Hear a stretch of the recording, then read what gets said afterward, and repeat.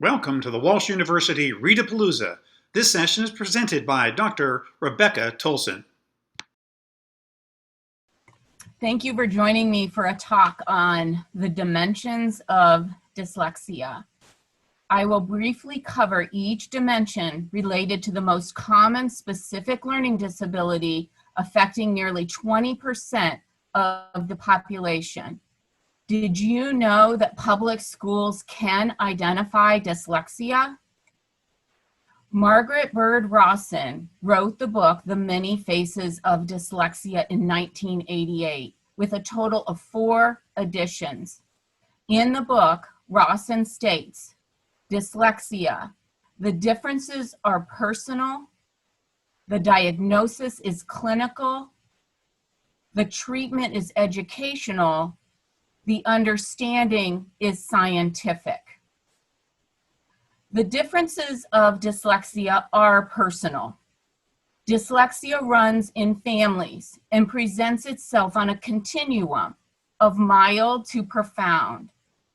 As a certified dyslexia therapist for over 20 years, I've seen the personal impact dyslexia has on both children and adults.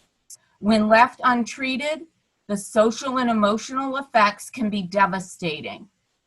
A former student of mine, Michael, was in 9th grade and reading on a kindergarten level. His frustration in school presented itself as outbursts and meltdowns, which ostracized him from his peers. My educator tip is encourage and promote each student's gifts and talents. I've had students excel in sports, art, dance, acting, cooking. Activities such as these are equally as important as they bolster the child's self-esteem and confidence. The diagnosis of dyslexia is clinical. Rawson states that the diagnosis of dyslexia is clinical and includes a multidisciplinary team, including a school psychologist, a speech-language pathologist, an MTS coordinator, and a student services administrator. All other contributing members include a parent or guardian, a classroom teacher, reading specialist, intervention specialist, and a principal. Elements to be included in a multi-factored evaluation assessment battery are developmental, medical, and academic and family history, cognitive processing, executive functioning, specific oral language skills related to reading and writing, listening comprehension, tests of auditory processing, phonological awareness, word reading, decoding fluency, reading comprehension, spelling, written expression, and classroom observations. Early identification of dyslexia is critical. For my student, Michael, the diagnosis wasn't until high school. Why so late?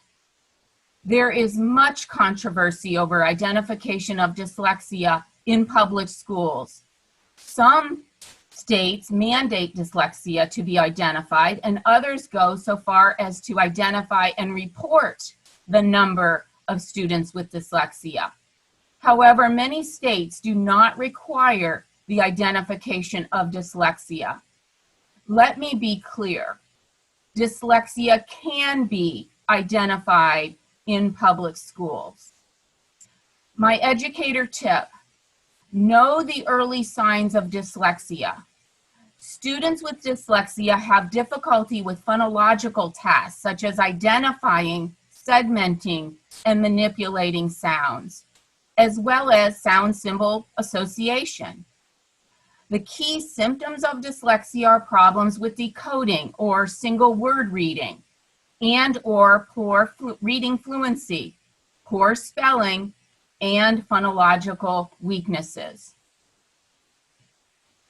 The treatment of dyslexia is educational. Dyslexia is a lifelong condition. However, individuals with dyslexia can learn to read, write, and spell. The International Dyslexia Association recommends a structured literacy approach to teaching students with dyslexia. Structured literacy instruction includes phonology, sound symbol association, syllable instruction, morphology, syntax, and semantics.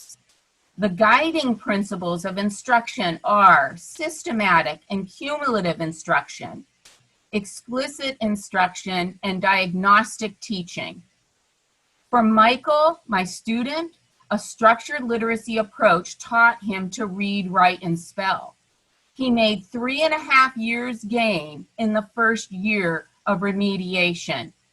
The first year working with Michael consisted of many milestones, including his Christmas list containing all books, his newfound love of reading comic books and drawing illustrations, and a new family dynamic that allowed his mom the time and space to go back to work part-time.